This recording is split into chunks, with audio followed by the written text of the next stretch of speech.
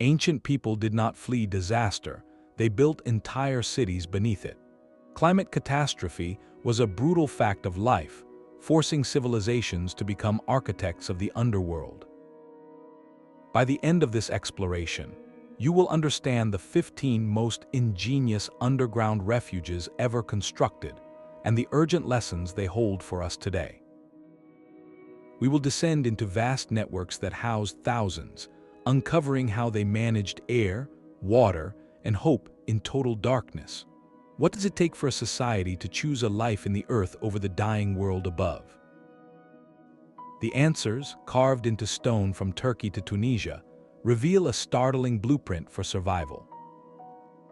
What forgotten human strength does our modern world overlook when facing its own environmental challenges? That hollow echo was the sound of history giving way. In what is now central Turkey, a simple act of maintenance revealed not a small chamber, but an entire inverted world. Is a name that means deep well, and it describes a place of almost unimaginable depth. It was not a temporary shelter or a hidden bunker for a few. It was a complete city, meticulously carved from the soft, workable volcanic rock called tuff, descending for 8 full levels into the absolute dark. The scale alone is staggering, but the true genius lies in the details that made life possible there for months, perhaps even years. The architects have faced a fundamental puzzle. How do you keep 20,000 people alive in a sealed stone tomb? The answer was a masterpiece of passive engineering. Dozens of ventilation shafts, some stretching over 180 feet to the surface, created a constant, gentle draft that circulated air throughout the entire complex. These were not simple holes. They were carefully engineered to draw fresh air down while allowing stale, warm air to rise and escape. A natural air conditioning system that required no power beyond the physics of the earth itself.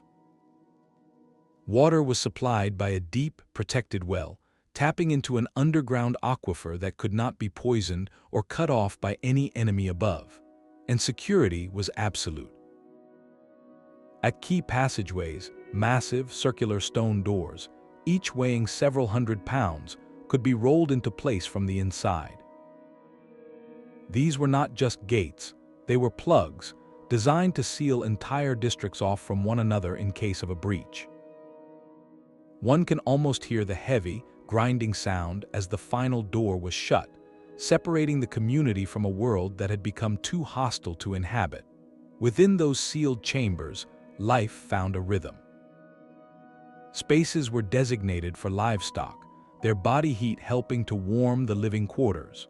There were churches carved directly into the rock, their simple crosses a testament to the faith that sustained people in the dark.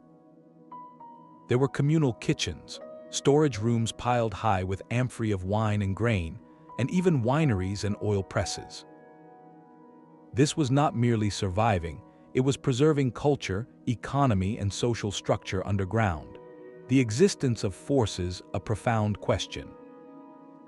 What level of threat, what collective memory of loss, drives a society to invest generations of labor into building a new home in the bowels of the earth? It speaks to a climate not just of seasonal drought, but of prolonged, existential danger, where the surface could become uninhabitable for years. The city is a monument to foresight, a physical manifestation of the decision that, when the sky itself turns against you, your only refuge is to go down, but was not alone in its underground ambition. Just a few miles away lies a city that chose a different strategy for survival. Where feels like a single, immense fortress unfolds as a vast, interconnected network, a decentralized district carved into the earth. So far, archaeologists have mapped 4 sprawling levels, but many more are believed to lie hidden, waiting in the dark. This was not designed for a single, unified population to retreat into all at once. Instead, picture a series of linked neighborhoods, each community with its own section, all connected by a web of narrow, easily defensible tunnels. The layout reveals a society that planned for flexibility. The upper level was largely for livestock, their warmth and sounds filtering down. Below that were the living quarters and deeper still, the storage rooms, workshops, and places of worship. This zoning was practical genius. In the face of a sudden raid, people from the surface could funnel quickly into their own sector. But during a longer, slower crisis, like the prolonged droughts or cooling periods historians call Little Ice Age events that could wither crops for years, the entire network could be activated gradually. Different groups could descend in stages, managing resources and space without overwhelming the entire system at once. The coordination this required is staggering. How did they decide who went down first? How did they allocate precious water from the carefully placed wells, or ensure the ventilation shafts, precisely engineered to tap into hidden air currents, served everyone fairly? Is a lesson in subterranean logistics. It shows a civilization thinking not in terms of a single emergency, but of a recurring pattern of threat, building a resilient, adaptable blueprint right into the rock.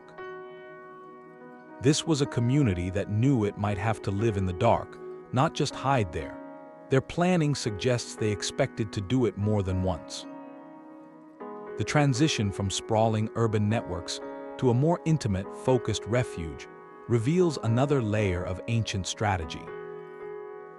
Nestled into the northern slopes of Mount, the underground complex of presents a different kind of sanctuary. This was not a city designed for thousands, but a place of spiritual retreat and concentrated survival. Its architecture tells a story of dual purpose, where every carved stone served both the body and the soul. The passages here are noticeably narrower, more winding, creating a sense of protective intimacy. But within this compact space, the builders integrated a chillingly clever innovation. Between the different levels, small, vertical holes were meticulously drilled through the ceilings. While they may have allowed for whispered communication or the passing of small items, many historians see a more sobering function. In a moment of extreme threat, these narrow channels could become deadly conduits, allowing defenders above to pour boiling liquids or direct arrows down onto any intruders trapped in the passages below. It was a defensive system of brutal efficiency, born from a necessity that demanded every advantage. This fortified retreat is widely believed to have served as a subterranean monastery, a haven during times when the surface world grew dangerous not just climatically, but culturally. Periods of religious conflict and persecution swept across the region, making such a hidden place of worship not just convenient, but essential for survival. Here, communities of faith could preserve their rituals, their sacred texts, and their knowledge, insulating them from the turmoil above. The very act of descending became a spiritual practice, a literal moving inward to protect what was most sacred. Yet, faith alone could not sustain life. Practical provisions were just as vital. Archaeologists have uncovered wine presses and extensive storage rooms within the complex, clear evidence of a drive for total self-sufficiency. The inhabitants planned to produce and preserve everything they needed, from nourishment to sacrament, entirely within their stone womb. This was especially critical given the harsh, unpredictable climate of the Anatolian plateau, where droughts or sudden frosts could erase a season's harvest in a matter of days. The silent chapels and defensive holes pose a profound question about the human spirit in confinement.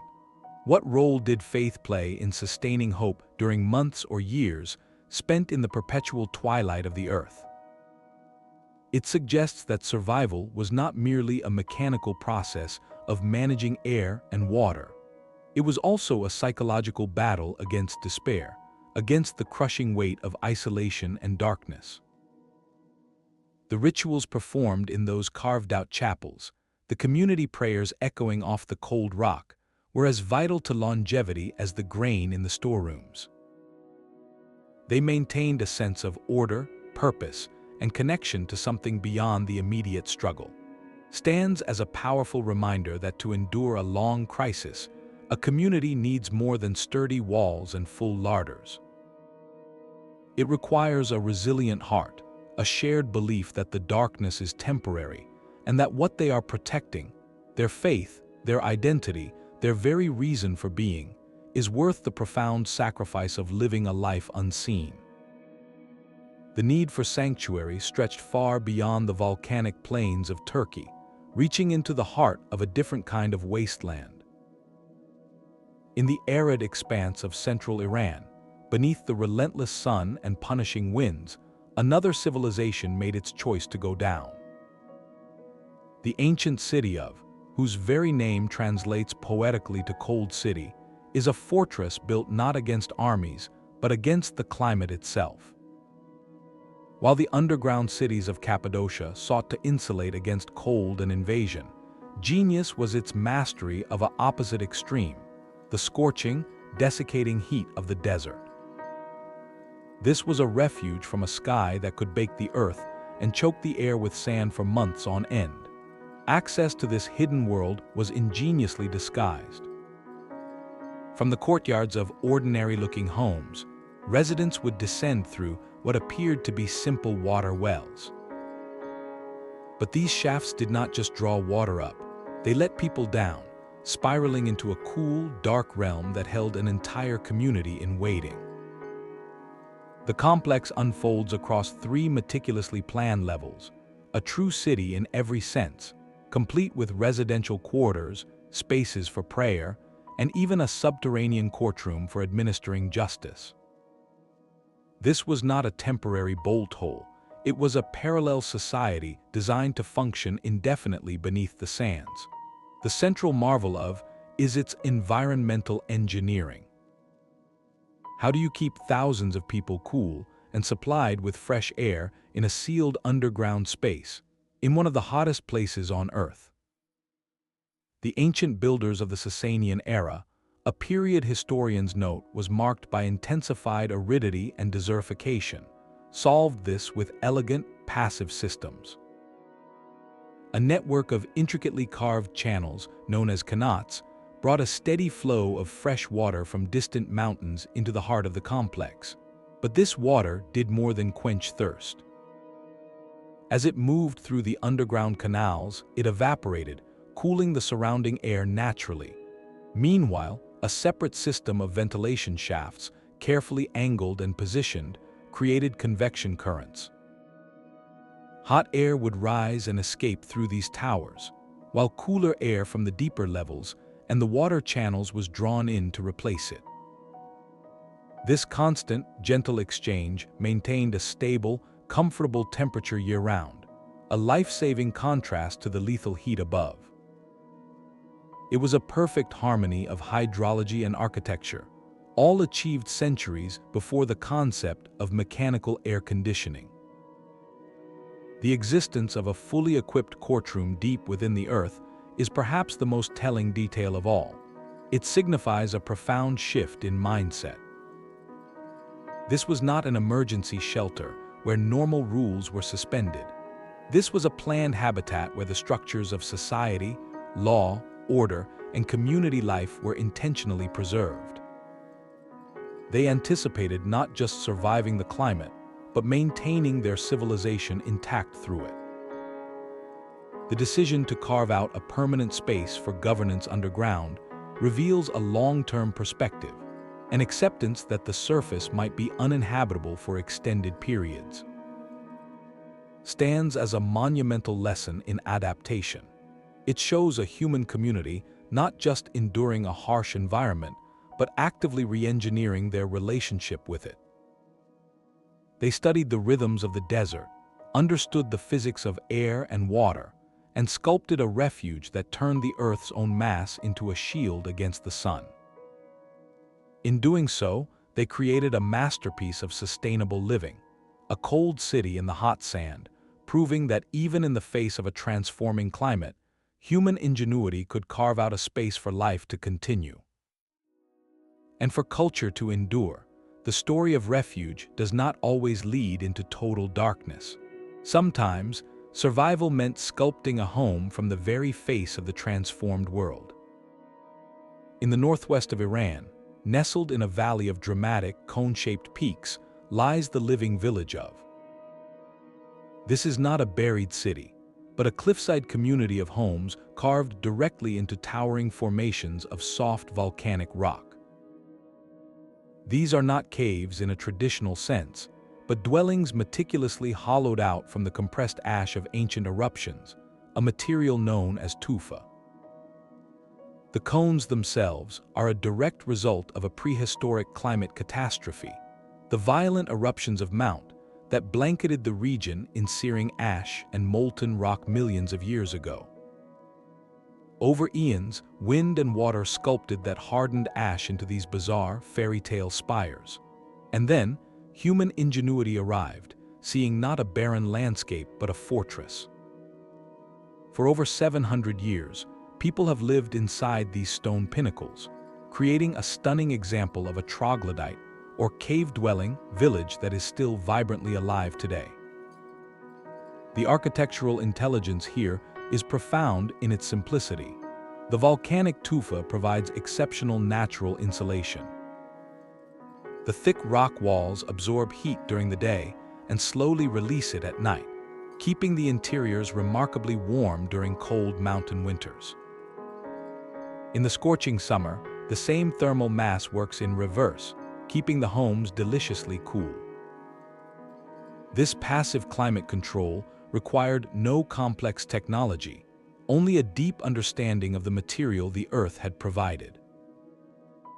It represents a perfect harmony with a transformed environment, using the legacy of a past disaster as the very foundation for long-term comfort and security. Walking through today, you see chimneys puffing smoke from the tops of stone peaks, windows and doors carved into the rock face, and modern satellite dishes perched beside ancient hand-carved steps. This continuity is its most powerful message. These adaptations are not archaeological relics, but a living tradition, a testament to a design so effective it has remained relevant for centuries. The social structure of the village is woven into its physical layout. The homes are clustered together, their entrances facing shared courtyards and pathways.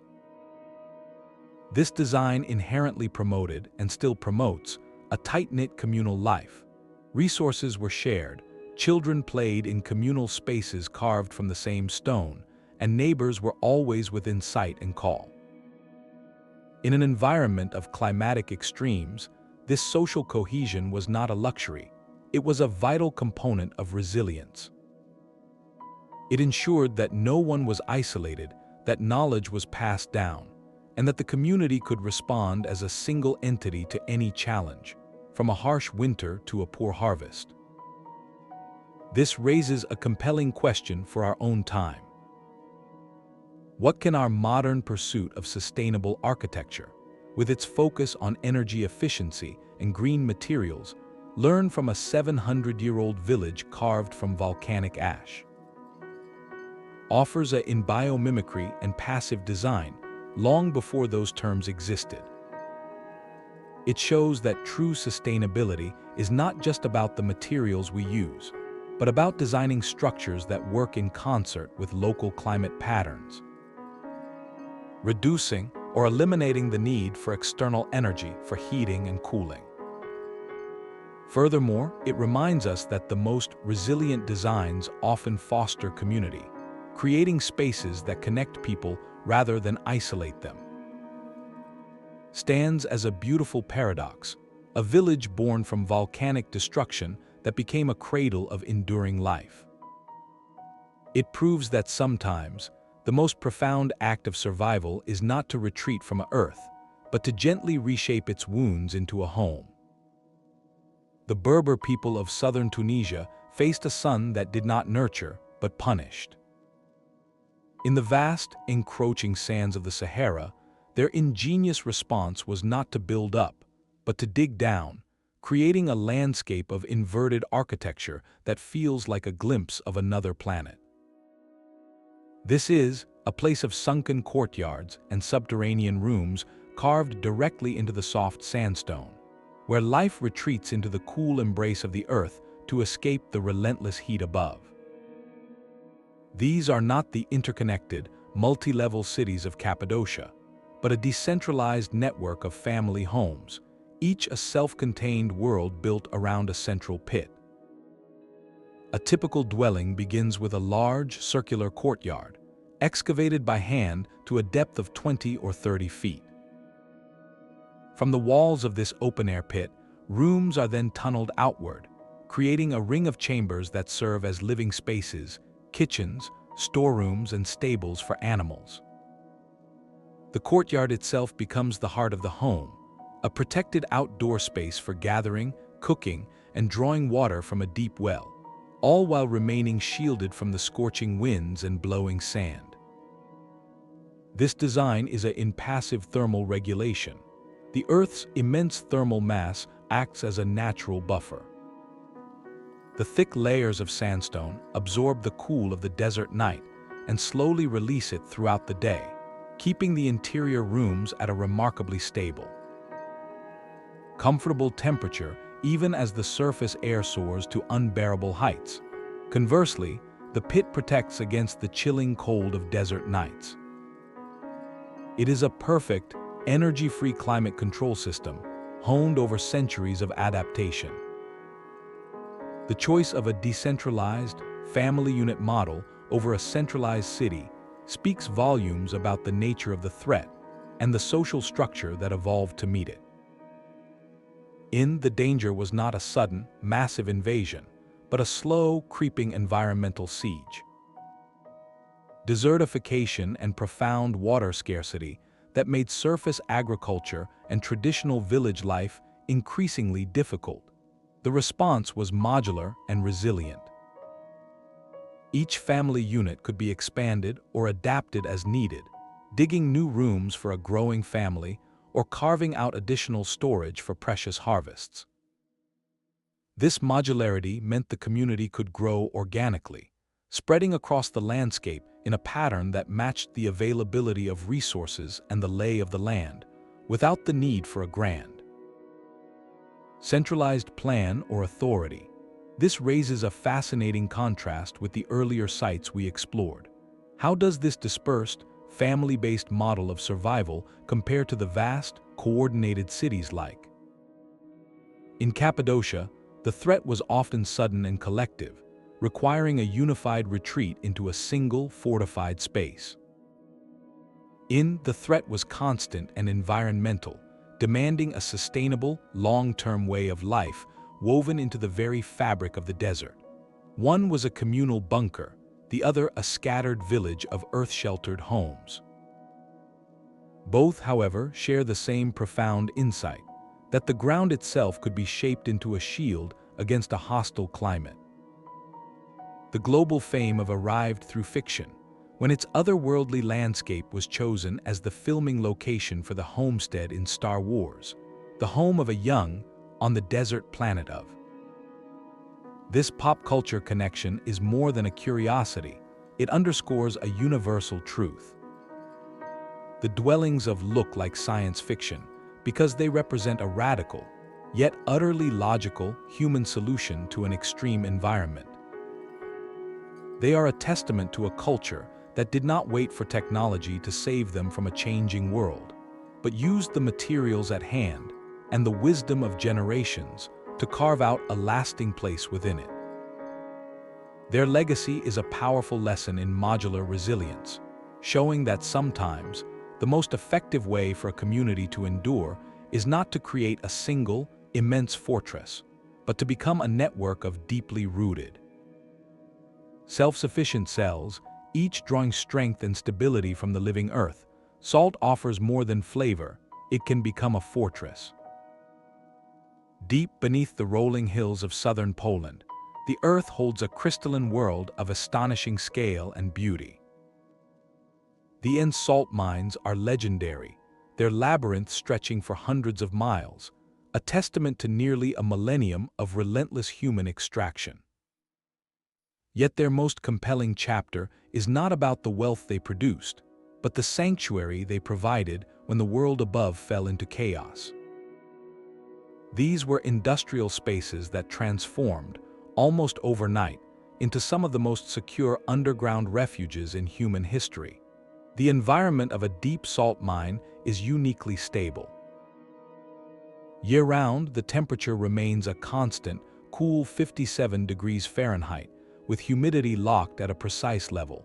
This is not a climate of extremes, but of perfect preservation. Long before modern refrigeration, this natural microclimate made the mines ideal for storing perishable goods, from food to precious artworks. But their true value as a refuge was proven during the darkest periods of the 20th century, when war engulfed Europe. As bombs rained down, these ancient tunnels were hastily repurposed. They became bomb shelters of immense capacity, protecting thousands of civilians from the devastation above. Precious cultural artifacts, including the iconic altarpiece by Stoss from St. Mary's Basilica, were carefully smuggled down into the salt chambers, hidden away from destruction. The mines became a silent, subterranean museum, a backup drive for a nation's soul. This transformation required astonishing logistical ingenuity. How do you move a population, or a priceless medieval sculpture, into a working mine? Engineers and miners worked to reinforce chambers, improve ventilation for long-term habitation, and create secure storage vaults within the existing maze. It was a massive, covert operation, turning a place of labor into a place of preservation. Within these glittering halls, carved entirely from salt, the psychological need for normalcy and beauty persisted. Miners and artists over centuries had sculpted elaborate chapels, intricate statues, and even breathtaking chandeliers from the rock salt itself. The most stunning of these is the Chapel of Saint, a cavernous underground cathedral where every element, from the altarpieces to the floor tiles, is made of salt. During times of conflict, these spaces took on a profound new significance. They were not just shelters for the body, but for the spirit. Services held in the salt chapels provided a semblance of peace and continuity amidst the terror above. The very act of preserving art and worship in such a place was a defiant statement of hope, a belief that the culture being protected would one day see the sun again. This adaptive reuse poses a powerful question about the spaces we take for granted. What does the evolution of the Polish salt mines tell us about the flexibility of human habitats? It demonstrates that a space created for one singular purpose, like resource extraction, can be reimagined with incredible speed to meet a radically different need, like collective survival. It shows that the bones of our industrial landscape, the deep tunnels, the abandoned bunkers, the vast caverns, hold latent potential as shelters against future crises. Whether caused by conflict or by a changing climate, the mines are in pragmatic adaptation. They were not built from scratch as refuges, but their inherent qualities, stability, security, and immense size, made them perfect candidates when necessity demanded. This leap from economic utility to life-saving sanctuary reveals a core truth about human ingenuity. It is often not about inventing something entirely new, but about seeing the hidden potential in what already exists. In a world facing new forms of instability, the silent, salty halls of and stand as a glittering reminder that sometimes the safest place to be is deep inside the legacy of our own industry. Waiting for the storm to pass, the impulse to carve safety from the earth is not confined to ancient history or distant deserts. It resurfaces with startling clarity in the heart of one of the world's most modern capitals. Beneath the bustling streets of Beijing lies a parallel metropolis, a silent city built not for commerce, but for contingency. Known as, or the Underground City, this vast network of tunnels and chambers was constructed in the 1960s and 70s, a direct response to the geopolitical anxieties of the Cold War era. Designed to shelter up to 1 million people from potential conflict, its sheer scale is a modern echo of the ancient survival blueprints we have been exploring. Here, the existential threat was not a changing climate, but the shadow of human conflict on a global scale. The parallels, however, are profound. Was as a fully functioning city, intended for long-term habitation. Its planners included hospitals with operating theaters, schools to continue education, cinemas and theaters for morale, communal kitchens, grain warehouses, and even designated factories and shops. This was not a grim bunker, but an attempt to preserve the entire fabric of urban life underground, mirroring the ancient communities that carved out chapels, wineries, and courtrooms beneath Cappadocia and Iran. The engineering challenges were similarly monumental. How do you provide breathable air for 1 million souls sealed beneath millions of tons of concrete and earth? The solution was a massive, passive ventilation system, using strategically placed shafts and chambers to create natural airflow, a principle the builders would have instantly recognized.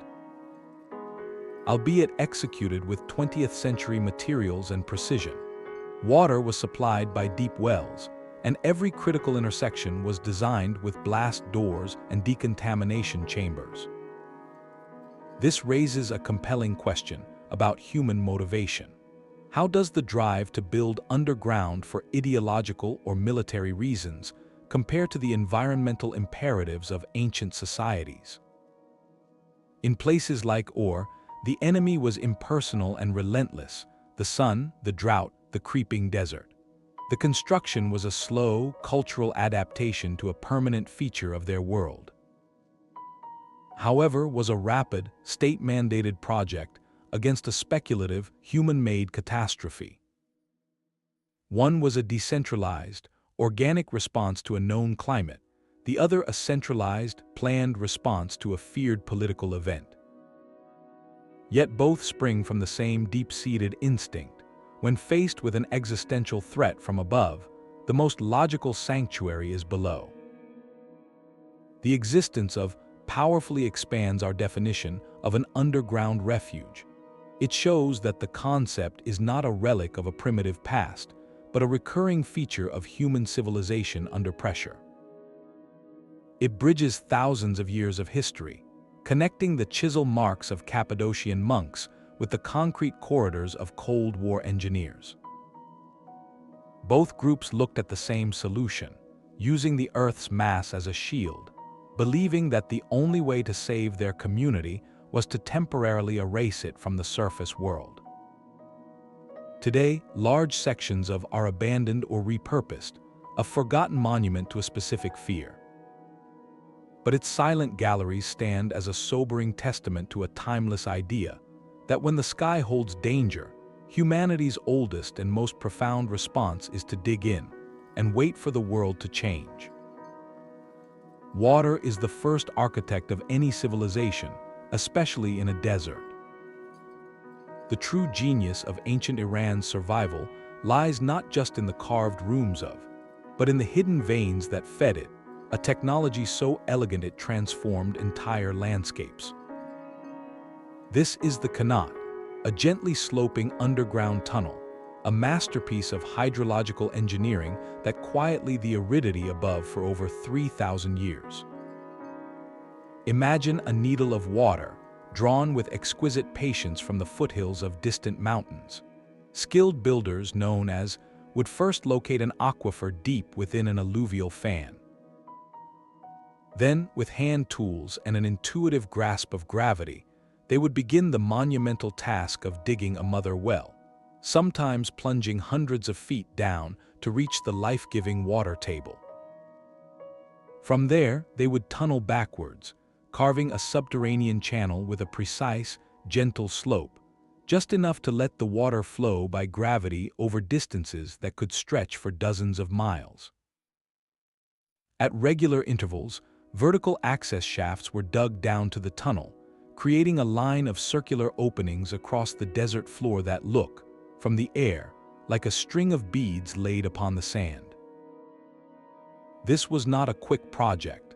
A single Qanat represented a generational investment, decades of labor by a community betting its entire future on this hidden river. The payoff, however, was civilization itself. The Qanat solved the desert's paradox. Surface canals and reservoirs in such a climate would lose most of their water to the relentless sun through evaporation. By moving the water underground, the Qanat protected it completely, delivering it cool, clean, and directly to the roots of orchards and fields with almost no loss. It was a closed, sustainable system, a secret kept between the people and the earth. The location of a Qanat's final outlet, where the water finally emerged into daylight, dictated everything. This was where the village would rise. The constant, gentle flow created a micro-oasis, enabling agriculture in places otherwise utterly barren. But the relationship went deeper than irrigation. The vertical access shafts themselves became integrated into the architecture of survival. During the blistering heat of summer, these shafts acted as natural cooling towers. Families would use the spaces around them, or even chambers dug laterally from the shafts, as cool retreats for living, socializing, and storing perishable food. The Qanat did not just bring water to a village, it wove the village into its own infrastructure, creating a symbiotic relationship between the community and its hidden lifeline. This system demanded more than engineering skill, it required a profound social contract. Maintaining a Qanat was a continuous communal duty. Silt and debris had to be cleared from the tunnels, a dangerous job performed by specialists who knew the labyrinth by feel and memory.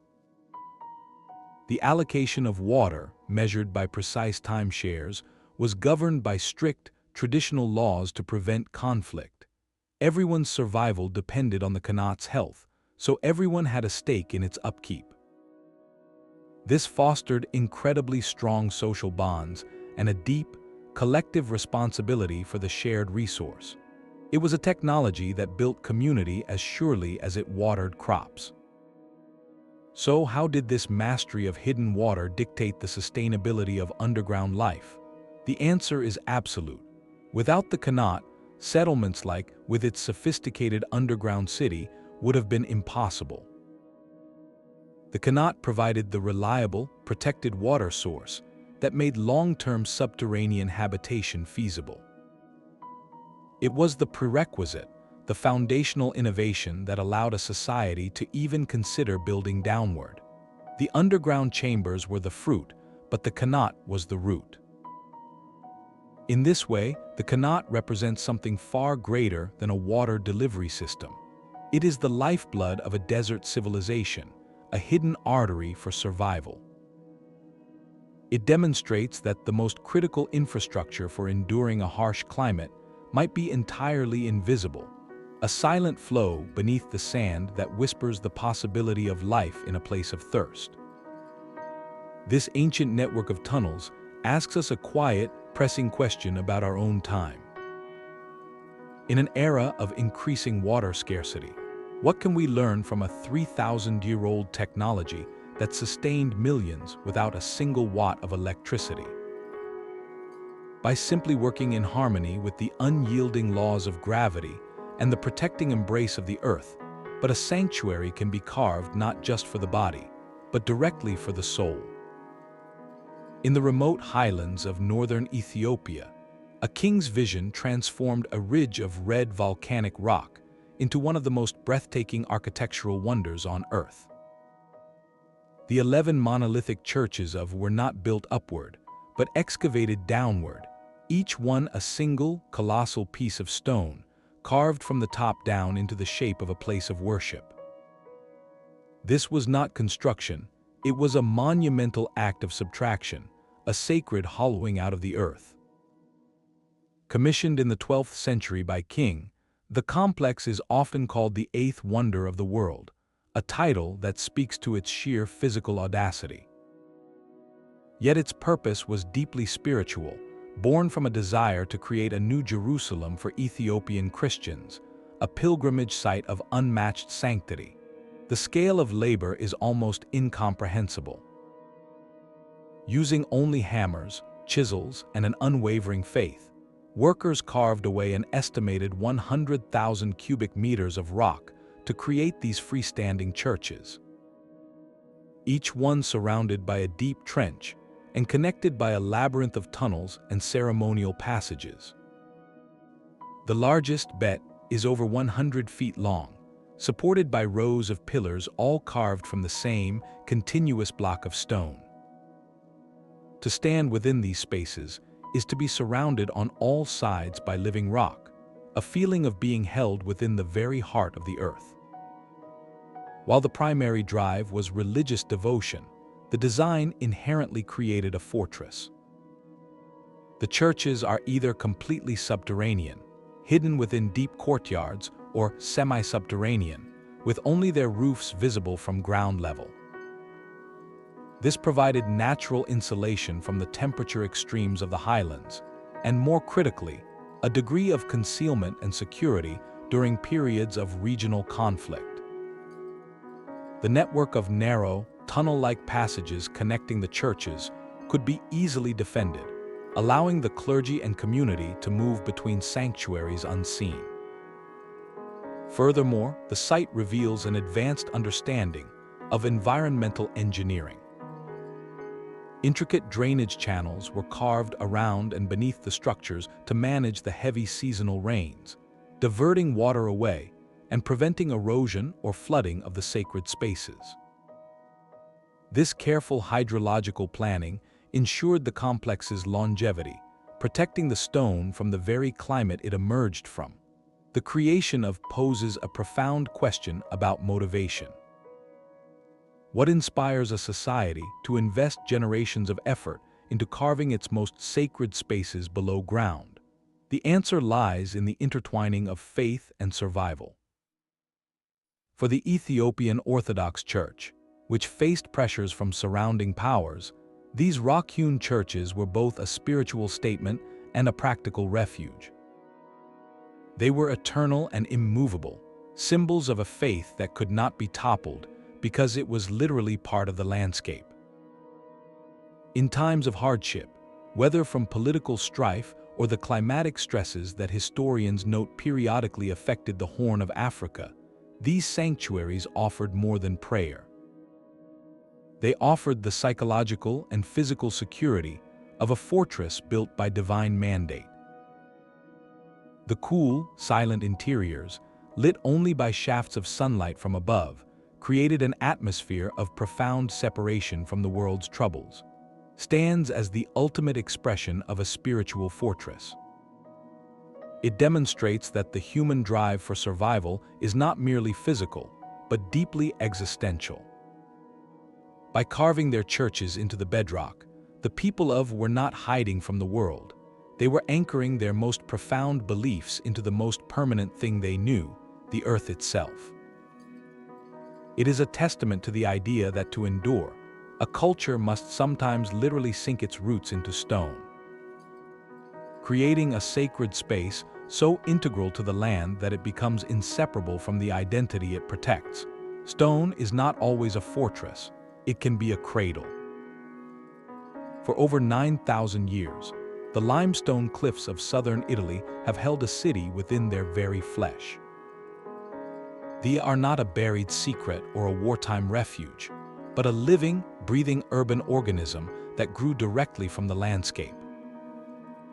This is a place where streets are rooftops, where a home's back wall is the ancient bedrock itself, and where human history is written in layers of inhabited stone. The meaning simply the stones are a dense honeycomb of dwellings, churches, and caverns carved into the steep walls of a deep ravine. Their story is one of profound adaptation, not to a single catastrophe, but to the relentless rhythm of the Mediterranean climate and the constant need for security. The design was born from necessity. The soft, workable limestone provided a perfect canvas. By carving into the cliff face, residents gained natural insulation from the region's extremes, the blistering summer heat and the biting winter winds that sweep across the plateau. The compact, vertical layout of the city, with homes stacked atop one another, also created a formidable defensive structure. Narrow, winding alleys and staircases carved into the rock could be easily blocked, turning the entire district into a labyrinthine fortress against raiders. But the true genius of, the innovation that allowed uninterrupted habitation lay hidden beneath the feet of every resident, in a vast, subterranean network of cisterns.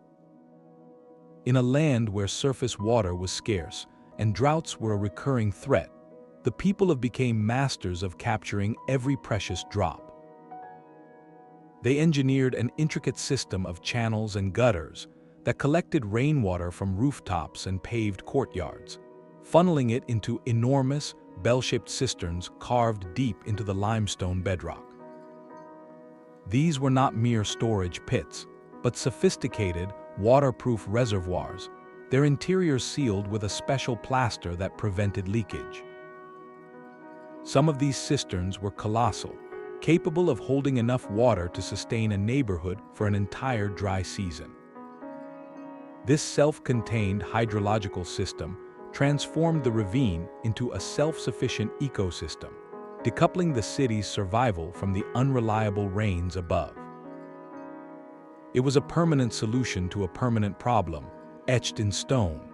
This deep connection to the landscape fostered a cultural identity unlike any other. Life in the created a unique social fabric, one of intense interdependence and shared resources. The communal courtyards, the shared staircases, the knowledge that your neighbor's roof was your floor, all wove the community into a single, interconnected unit. The rhythms of life were dictated by the architecture, the cool of the stone in summer, the search for sunlit ledges in winter, the careful management of the water in the cistern below. Their churches, too, were carved from the living rock, often decorated with beautiful Byzantine frescoes that brought spiritual light into the earthly dark. This was not a life of hardship by default, but a life shaped in a deliberate, intimate dialogue with the earth. Yet, history is not a straight line of idyllic cave life. The 20th century saw the fall into profound poverty and overcrowding, with large families and their livestock often sharing a single, damp cavern without electricity or modern sanitation. This period led to the area being labeled the shame of Italy, and by the 1950s, the government forcibly relocated most residents to new housing projects on the plateau above. For decades, this stood as a silent, empty monument to a forgotten way of life, but stone has a long memory. Beginning in the 1980s, a remarkable revival began. Artists, entrepreneurs, and historians saw not a slum, but an irreplaceable heritage. They began the painstaking work of restoring the caverns, transforming them into boutique hotels, restaurants, museums, and modern homes that respectfully integrated ancient walls with contemporary comfort.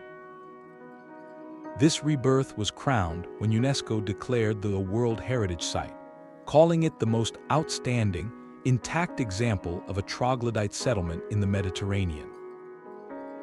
Today is a powerful paradox, a 9,000-year-old city that feels vibrantly new. Its revival asks us a vital question about preservation and progress. How do we honor the adaptive wisdom of the past without romanticizing its hardships? Does not ask us to return to a life without modern conveniences, but it does offer a sustainable design and community-oriented living that feels urgently relevant.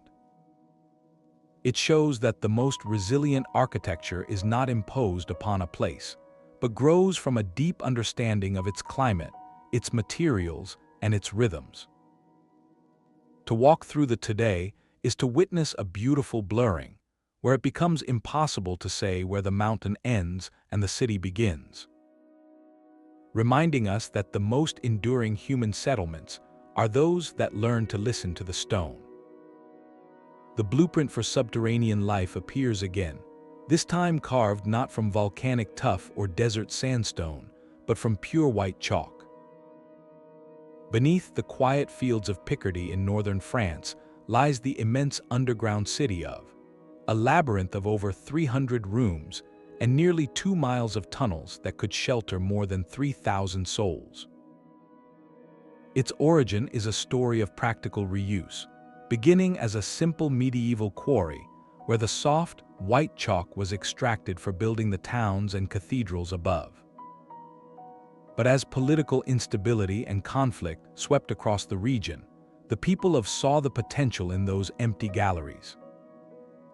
They began to expand, not for stone, but for sanctuary, transforming an industrial hole into a hidden home. This evolution from quarry to city reveals a fascinating pattern, how spaces created for one purpose can be reimagined for survival with astonishing speed. The threats here were undeniably human, the raids of rival lords, the marching armies of the 100 Years' War, and later, the global conflicts of the modern era. Yet the functional response was identical to that of communities facing climatic siege, a retreat into the Earth's stable embrace.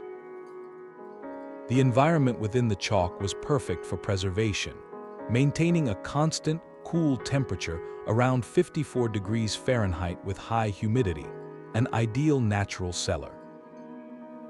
This made it invaluable for storing food, but more importantly, it created a climate-proof space where life could continue when the surface became a landscape of danger. Walking its passages today, you see the complete infrastructure of an inverted community. There are stables with tethering rings carved into the chalk walls, spacious communal kitchens with soot-blackened ceilings from centuries of fires, and even dedicated bakeries with their own ovens. The presence of 3 separate chapels is particularly telling, spaces for prayer and solace carved directly into the soft white walls. This was not a temporary camp, it was a parallel village, equipped to maintain social structure, spiritual practice, and daily routine for months on end. The city's design shows meticulous planning for long-term habitation. A sophisticated ventilation system, using cleverly angled shafts disguised as wells on the surface, provided fresh air. A central well, plunging over 100 feet down, secured a permanent water supply. And the entire network was a defensive maze, with low, narrow passages that forced invaders to crouch single file, while hidden side tunnels allowed defenders to ambush them or escape. Every feature served a dual purpose, practicality and protection. So, what common architectural threads weave through these underground refuges, from the salt mines of Poland to the chalk cities of France? The patterns are unmistakable. First, a guaranteed water source, always a deep, protected well tapping into a secure aquifer. Second, passive ventilation, using the physics of temperature differentials to create breathable air without any mechanical aid. Third, modular design, with sections that could be sealed off to contain threats or manage resources. Fourth, spaces for communal life and worship, acknowledging that psychological endurance is as critical as physical safety. And finally, disguised or defensible entrances, the crucial interface between a dangerous world above and a secure one below, is a powerful testament to this universal blueprint. It did not matter whether the danger was a marauding army or a decade-long drought. The human solution, when pushed to an extreme, repeatedly took the same shape. We keep digging the same kind of shelter, because the earth offers the same profound benefits: insulation, stability, and concealment. This recurring design is less about shared knowledge across continents and more about shared human logic when facing existential risk. It suggests that deep in our collective memory, we know that when all other options vanish, the most reliable fortress is the one we carve from the planet itself. The Welsh coastline holds a different kind of mystery, one not of grand cities but of hidden holes. Scattered across the hills are the enigmatic remains of winding underground passages and small chambers dug by early medieval communities. Unlike the vast, multi-level metropolises of Cappadocia, these are intimate spaces, often just a single narrow tunnel leading to a rounded room, all meticulously lined with stone. Their exact purpose has long been a puzzle for archaeologists. Were they simply cold storage cellars, dug into the earth to keep dairy products and grain safe from spoilage? Could they have been places of ritual or retreat, or were they, most compellingly, bolt holes for a vulnerable population? The timing of their construction offers a crucial clue. These proliferated during a period historians recognize as one of climatic cooling in the North Atlantic, often called the Late Antique Little Ice Age. This was an era of shorter growing seasons, harvests, and heightened competition for dwindling resources. At the same time, these coastal communities faced the ever-present threat of raids, both from rival kingdoms and from seaborne groups. In this context of environmental stress and social insecurity, the presents an elegant, multi-purpose solution. Its constant, cool temperature made it a perfect natural larder, preserving the community's vital food surplus through harsh winters or lean years. But in a moment of alarm, that same space could instantly become a refuge. A family could vanish into the earth, pulling a stone slab or turf roof over the entrance, becoming invisible to anyone passing above. The scale here is profoundly personal, designed not for thousands, but for a single household or a small clan. This raises an important distinction in the human journey underground. How does the motivation to dig differ between a dense, centralized society and a scattered, rural one? In places like, the project was a colossal, communal undertaking, a unified civic effort to ensure the survival of the entire polity. It was a statement of collective identity and power. In the Welsh Hills, there was a private, pragmatic act of household resilience. It required no central authority, only the labor of a few people and the immediate need to protect their own.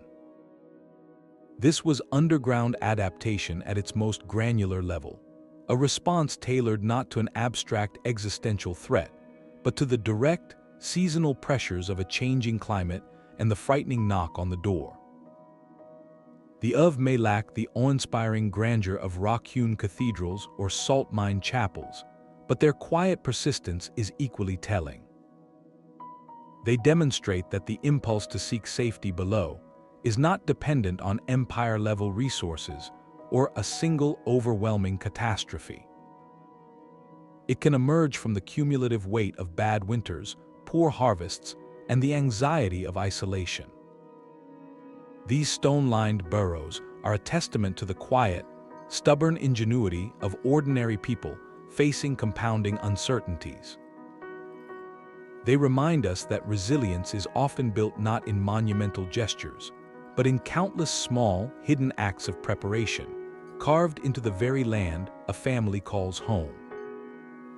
Silence holds a different weight when it is carved from stone. On the sun-drenched island of Malta, a discovery beneath a quiet neighborhood revealed a space where that silence felt intentional, even sacred.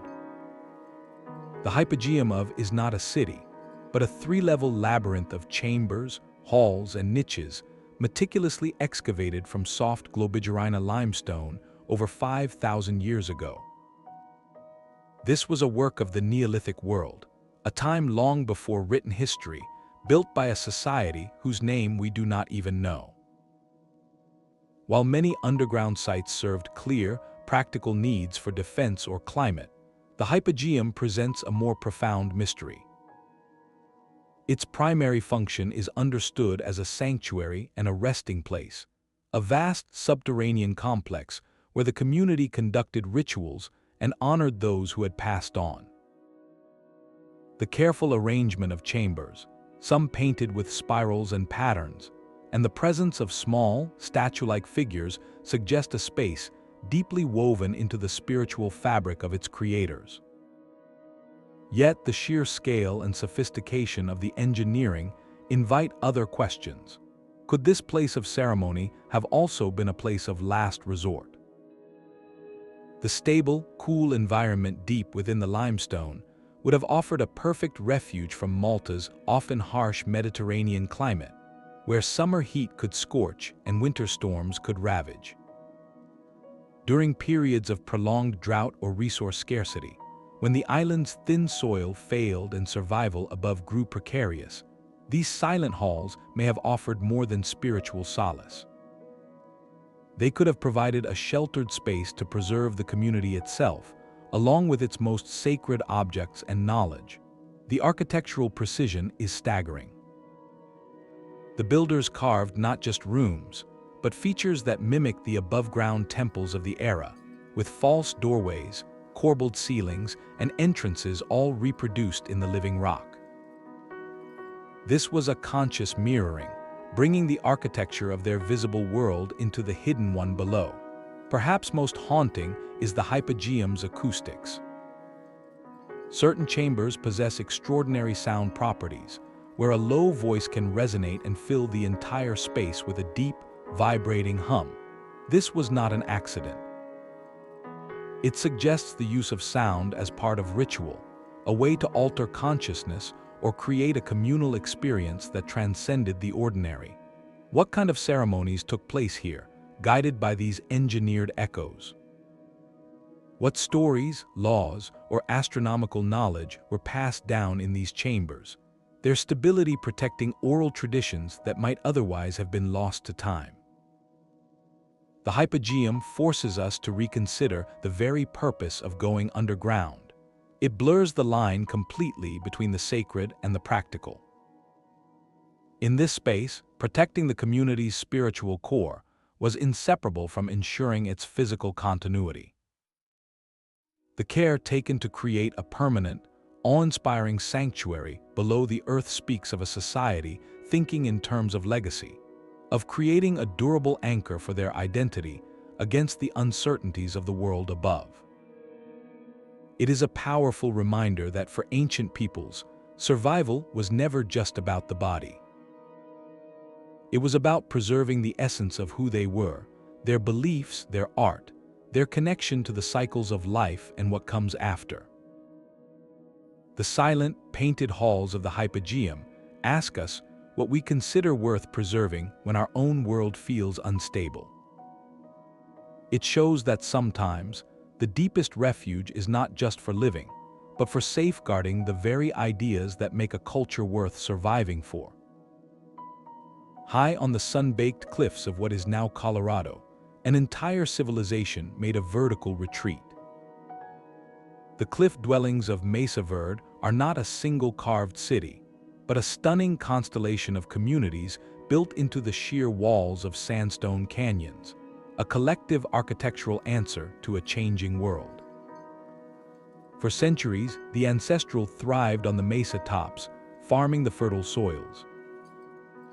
Then, in the 1300s, they began a remarkable migration, not across land, but down the rock face, constructing intricate multi-story villages within the vast, sheltered alcoves that nature had already carved into the cliff sides. This was not about digging into the earth, but about building in partnership with its existing forms. Facing a prolonged period of intense drought and unpredictable growing seasons, these communities sought refuge in the microclimates of the canyon walls. The overhanging rock provided a monumental roof, shielding them from the scorching summer sun, trapping warmth in the winter, and offering a formidable defensive position. Their architecture was an impassive solar design, oriented to capture the low winter sun for warmth while being shaded from the high, harsh summer sun. Every stone was laid with an intimate understanding of the sun's path and the canyon's breadth. Yet, the most haunting aspect of Mesa Verde is not its ingenious construction, but its profound silence. Within a generation or two of reaching this architectural peak, the alcoves were empty. The people moved on, leaving behind pots, tools, and the echoes of a life meticulously adapted. This abandonment poses the most essential question of all: what are the limits of adaptation? Even the most brilliant shelter cannot compensate for a fundamental breakdown in the systems that sustain life. Researchers suggest that the prolonged drought, perhaps combined with resource depletion and social complexities, eventually made even this sheltered existence unsustainable.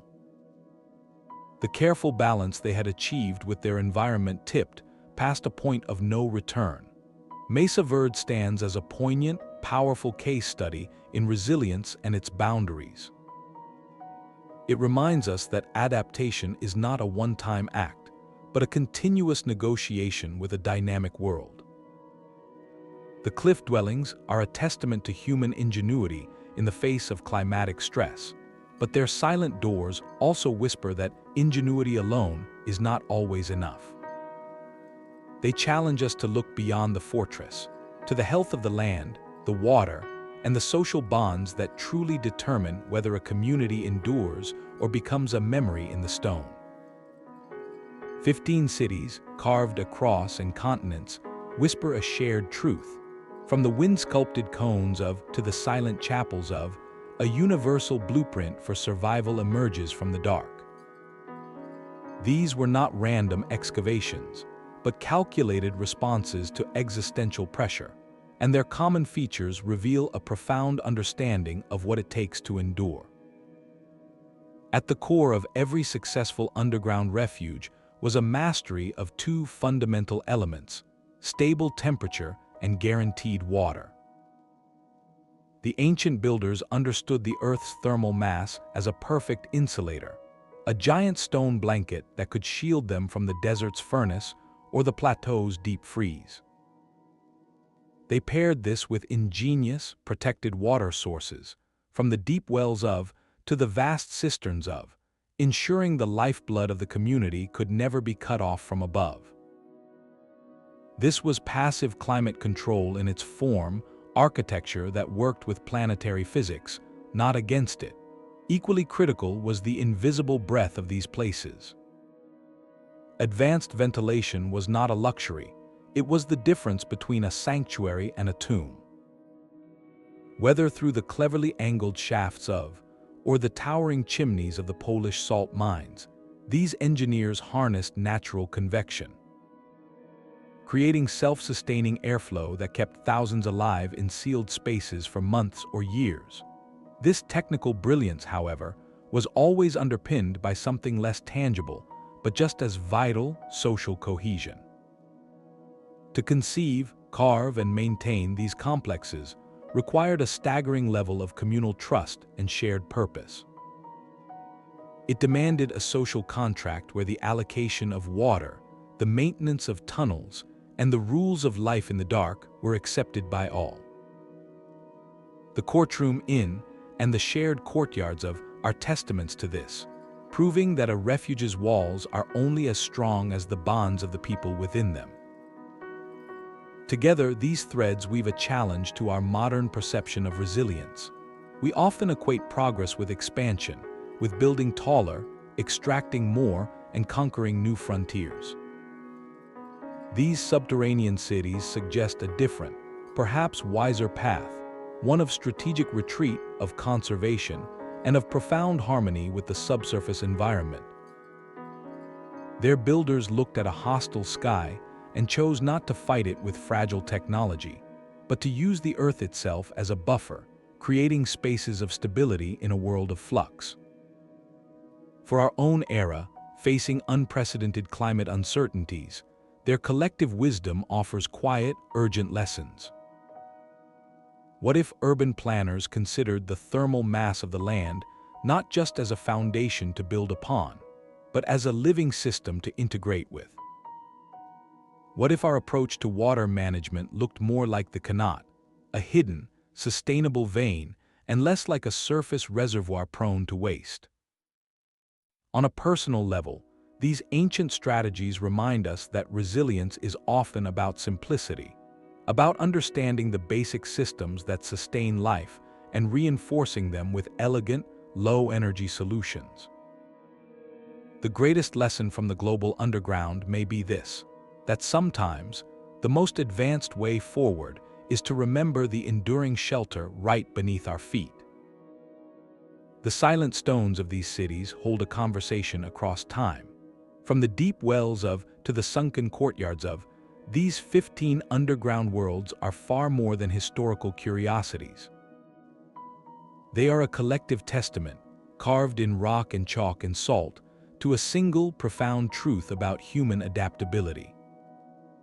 When faced with existential threats, whether from a changing sky or human conflict, our ancestors repeatedly demonstrated that survival might not lie in fleeing forward, but in seeking stability deep within the very ground beneath our feet. They chose not to conquer the hostile elements, but to use the Earth's own mass as a perfect insulator, a permanent shield. This was not a retreat in defeat, but a strategic, ingenious of what it means to build a home. It reveals a mindset that saw the planet not just as a surface to occupy, but as a partner in resilience, a three-dimensional landscape offering shelter in its very bones.